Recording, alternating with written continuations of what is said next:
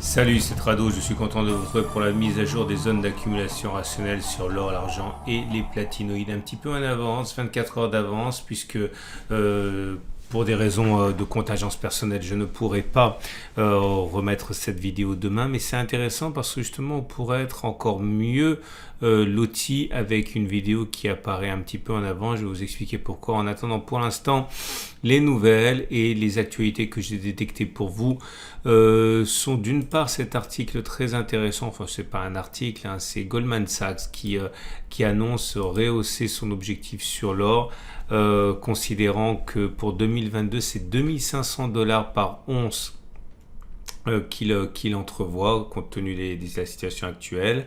Autre article assez intéressant, mais c'est pas un article, hein, c'est une série d'interviews qui ont été menées à bien par Veracash. Hein, vous savez que Veracash est un sponsor et Veracash participe aussi à l'éducation générale des investisseurs avec ces trois podcasts, ces trois interviews d'économistes majeurs. Hein. Vous connaissez bien sûr Jean-Marc Daniel, Nathalie Janson et Marc Toiti, et en particulier un gros plan sur l'inflation et le fameux grand reset que beaucoup entrevoient. Alors, qu'en pensent les intéressés? J'invite à découvrir ces trois interview que vous retrouverez sur le site de Veracash. Vous avez le lien juste en dessous de la vidéo, hein, pour vous y rendre directement.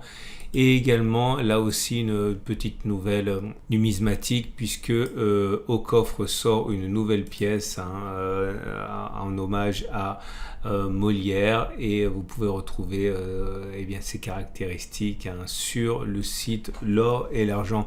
Tous les liens sont en dessous de la vidéo. On passe donc à l'or et à l'argent qui subissent actuellement un tir de barrage assez impressionnant.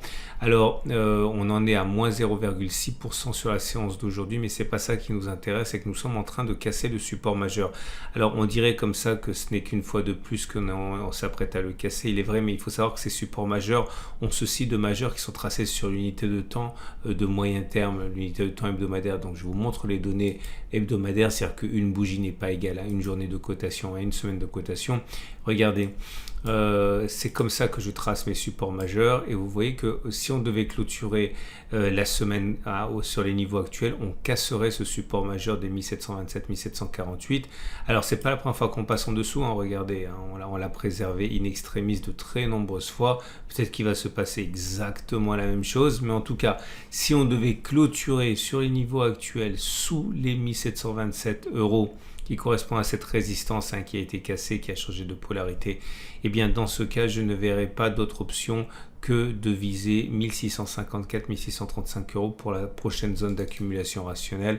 Ça voudrait dire une baisse, hein, dans les tuyaux qui seraient entre 3,6 et 4,9% pour la prochaine zone d'accumulation rationnelle. Je reviens sur mes données journalières, donc une bougie égale un jour, et on voit, hein, que finalement ces oscillations autour de la zone correspondent aux mèches que vous pouvez voir, hein. Alors on le voit, hein, la tendance de fond elle est baissière, mais c'est pas neuf, hein, elle est baissière depuis un moment.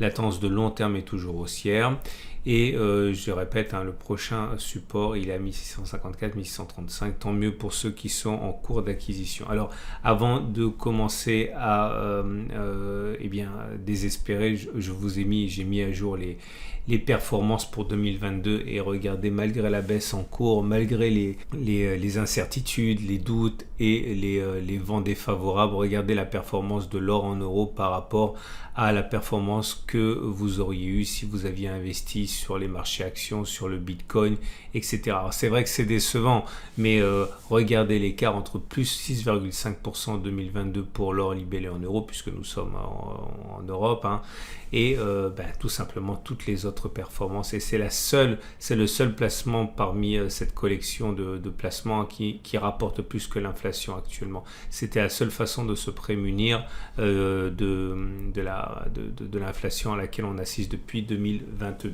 Alors on passe maintenant à l'or libellé en dollars, et là aussi, hein, c'est pas très flatteur, il faut l'avouer. La bonne nouvelle, c'est qu'on est déjà sur zone d'accumulation rationnelle, hein.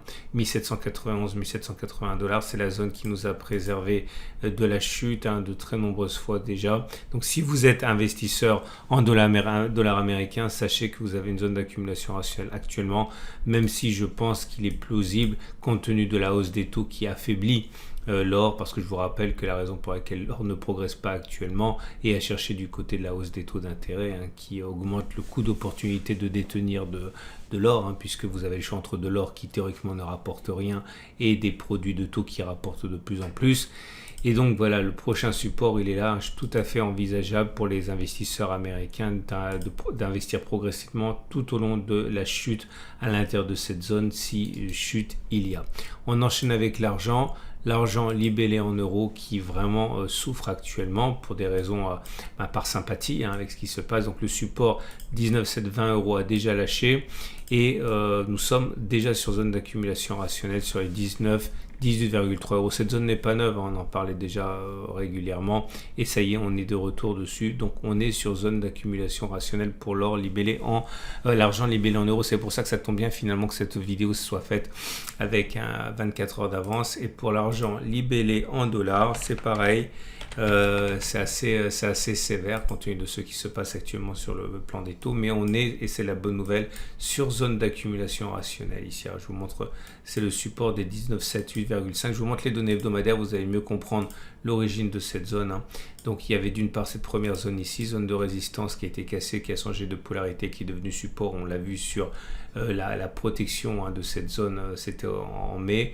Mais là, on est directement passé sur la zone suivante, ancienne zone de résistance, pareil, qui a été cassée, qui a changé de support. Donc, il faut s'attendre à de la résistance ici, de la part des acheteurs. On est donc, je répète, sur zone d'accumulation rationnelle.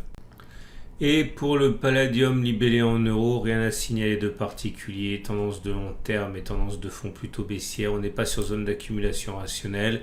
Il faudrait attendre les 1720 € à peu près, je pense, pour avoir quelque chose d'intéressant. Si ce niveau devait casser, nous arriverions sans doute sur le support majeur des 1350-1545 € pour les prochaines zones d'accumulation rationnelle. Mais pour l'instant, on l'aura compris, pas grand chose à faire à part attendre.